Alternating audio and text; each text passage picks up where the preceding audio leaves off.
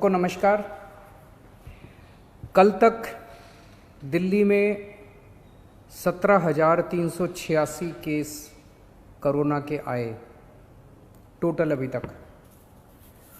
उसमें से 7,846 लोग ठीक होके घर चले गए, 9,142 लोग अभी भी बीमार हैं और 398 लोगों की मौत हो गई है कोरोना की वजह से।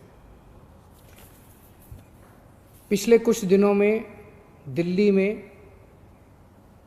कोरोना की वजह से कोरोना के केस बढ़ रहे हैं, तेजी से बढ़ रहे हैं। इस बात को हम स्वीकार करते हैं। ये थोड़ा चिंता का विषय है, लेकिन घबराने की कोई ज़रूरत नहीं है। मैं आपका मुख्यमंत्री आपको ये भरोसा दिलाना चाहता हूँ कि आपकी सरकार कोरोना से 4 कदम आगे चल रही है।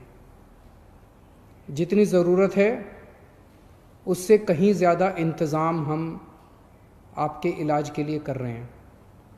जैसा मैं हमेशा कहता आया हूँ कि हम परमानेंटली ज़िंदगी में लॉकडाउन नहीं कर सकते, सब कुछ बंद करके नहीं रहा जा सकता। आज कोई ये नहीं कह सकता कि 1 महीना लॉकडाउन और कर लो तो कोरोना ठीक हो जाएगा, या 2 महीना लॉकडाउन और कर लो तो कोरोना ठीक हो जाएगा। कोरोना रहेगा, और अगर कोरोना रहेगा तो कोरोना का इलाज करने का इंतज़ाम करना पड़ेगा। हमारी पूरी सरकार इस टाइम कोरोना के मरीजों का इलाज करने की तरफ ध्यान दे रही है।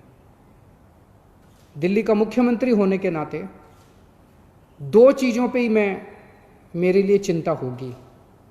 अगर दिल्ली के अंदर कोरोना की वजह से मौत का आंकड़ा बहुत बढ़ने लगा, मेरे लिए चिंता होगी। मेरा पूरी कोशिश है कि कोरोना के मरीज अगर बढ़ भी रहे हैं तो वो ठीक हों और घर चले जाएं, ठीक हों और घर चले जाएं। तो मौत नहीं होनी चाहिए कोरोना की वजह से। इसको कम से कम रखने की हम पूरी कोशिश कर रहे हैं। और दूसरी चीज़, कोरोना की वजह से मान लीजिए 10,000 पेशेंट हो गए और हमारे पास 8,000 बेड हैं, तो मेरे लिए चिंता का विषय है। जब लोग इधर उधर के धक्के खाएंगे बेड के लिए, मेडिकल के लिए, इंतजाम के लिए, ऑक्सीजन के लिए, वेंटिलेटर के लिए, अगर लोगों को धक्के खाने पड़ेंगे, तब मेरे लिए चिंता का विषय है। और अगर बेड कम पड़ गए, ऑक्सीजन कम पड़ गई, वेंटिलेटर कम पड़ गए, पीपी किट कम पड़ गए, तो उसकी वजह से मौत भी ज़्यादा हो जाएंगी, क्योंकि उनको इंतजाम नहीं मिलेगा। तो इस तरफ हमने पिछले 1 हफ्ते में हमने बेड्स का खूब इंतजाम कर लिया है। आज दिल्ली में 17,386 अभी तक टोटल केस हुए। इनमें से केवल 2100 पेशेंट अस्पतालों में हैं, बाकी सब घरों के अंदर है। जो भी एक्टिव पेशेंट्स है घरों में है, घरों में इंतजाम कर रहे हैं, घरों में इलाज करा रहे हैं। 2100 पेशेंट अभी अस्पतालों में हैं। और हमारे पास पिछले 1 हफ्ते में हमने इस पर काफ़ी काम किया है। आज की डेट में 6600 बेड कोरोना के, केवल कोरोना के लिए 6600 बेड का इंतजाम कर लिया है। पिछले हफ्ते जब मैं आपसे मिला था 1 हफ्ता पहले, हमारे पास टोटल मिला के 4,500 बेड का इंतजाम था। पिछले 1 हफ्ते में हमने 2100 और बेड का इंतजाम कर लिया। 6600 बेड हैं आज हमारे पास। इन 6600 बेड्स में से केवल 2100 बेड के ऊपर पेशेंट हैं, 4500 बेड खाली पड़े हैं अभी अपने पास। और पिछले हफ्ते हमने ऑर्डर जारी कर दिए, 5 जून तक दिल्ली में 9,500 बेड्स तैयार हो जाएंगे। उनकी तैयारी चल रही है, ऑर्डर जारी कर दिए हैं। कई होटल्स को टेक ओवर कर रहे हैं हम लोग, होटल्स के अंदर बेड बना रहे हैं, वहाँ पे ऑक्सीजन कॉन्सेंट्रेटर लगाएंगे, अगर जरूरत पड़ी वहाँ भी ऑक्सीजन देने की, वहाँ भी ऑक्सीजन देंगे। तो 2100 पेशेंट्स के, केवल 2100 आज पेशेंट्स हैं, 6,500 बेड तैयार हो चुके हैं और 9,500 बेड और 1 हफ्ते के अंदर तैयार हो जाएंगे। तो आपको चिंता करने की ज़रूरत नहीं है। थोड़ा सा आपको ब्रेकअप दे देता हूँ। दिल्ली सरकार के जो अस्पताल हैं, इसके अंदर अभी तक हमारे पास 2,500 बेड थे। 5 जून तक 4600 बेड तैयार हो जाएंगे टोटल। केंद्र सरकार के अभी तक 2329 बेड थे, ये थोड़े कम हो गए हैं। 2229 बेड अब केंद्र सरकार के हैं अस्पतालों में, और प्राइवेट में सबसे ज़्यादा डिमांड थी। 677 टोटल अभी तक बेड थे, आज की डेट में 2677 हो गए हैं। 2500 से ज़्यादा बेड आज प्राइवेट में अवेलेबल हैं, प्राइवेट अस्पतालों में 2500 से ज़्यादा। और 5 जून तक 3677, 3500 बेड प्राइवेट सेक्टर में हमारे पास हो जाएंगे।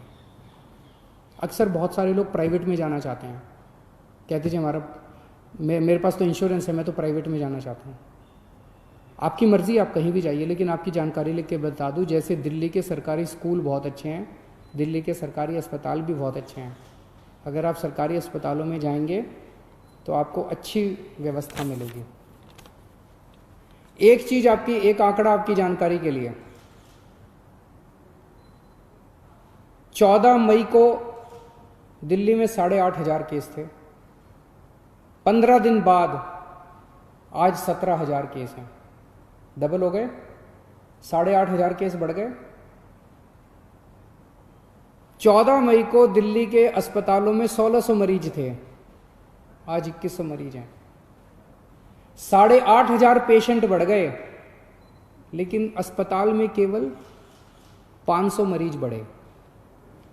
मोटा मोटा मैं कहने की ये कोशिश कर रहा हूं कि जितने लोगों को कोरोना हो रहा है, या तो उनको कोई सिम्टम नहीं हो रहा, या उनको इतना मामूली सिम्टम हो रहा है, थोड़ी सी खांसी, थोड़ा सा बुखार, कि अपने घर में इलाज कर रहे हैं। 15 दिन में 8,500 केस बढ़े, लेकिन अस्पतालों में केवल 500 केस बढ़े।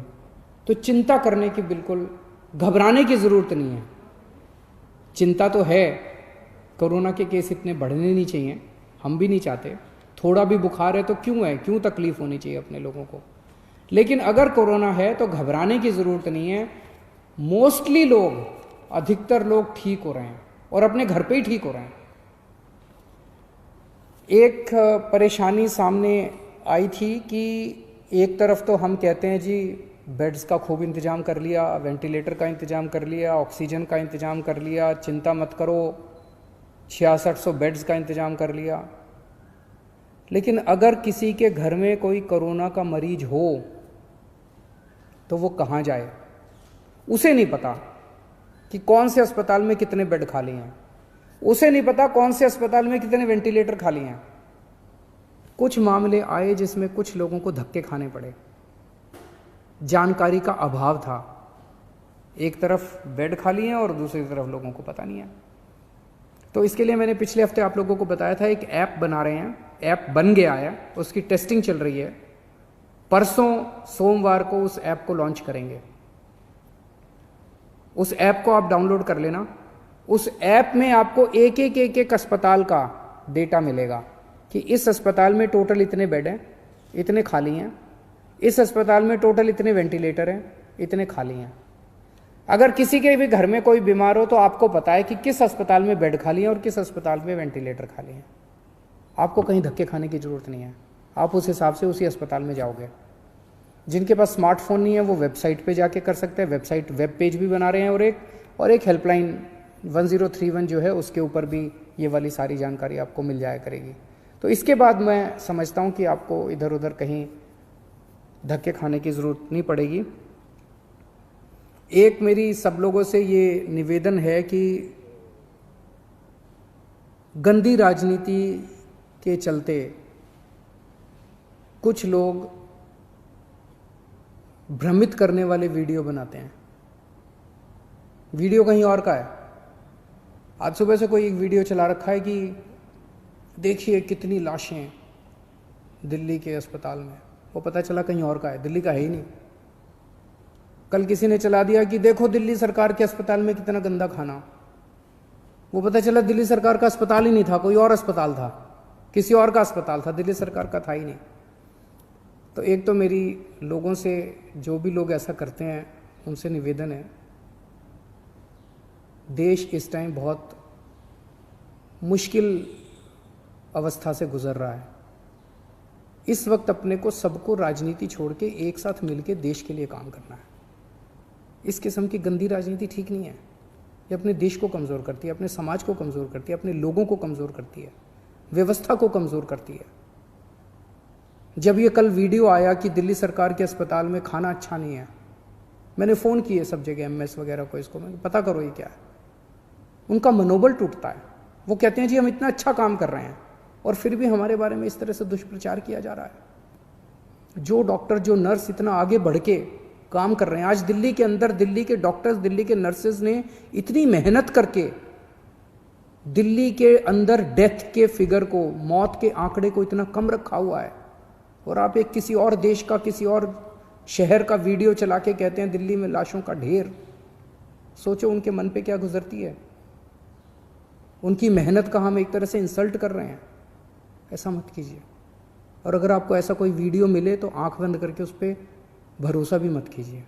अक्सर कई सारे ऐसे वीडियो फर्जी चल रहे हैं। अगर कोई सच्चा वीडियो होगा मैं आपको भरोसा देता हूँ उसके ऊपर एक्शन लिया जाएगा, और हमने लिए हैं कि बहुत सारे ऐसे झूठे वीडियो भी चल रहे हैं। नमस्कार।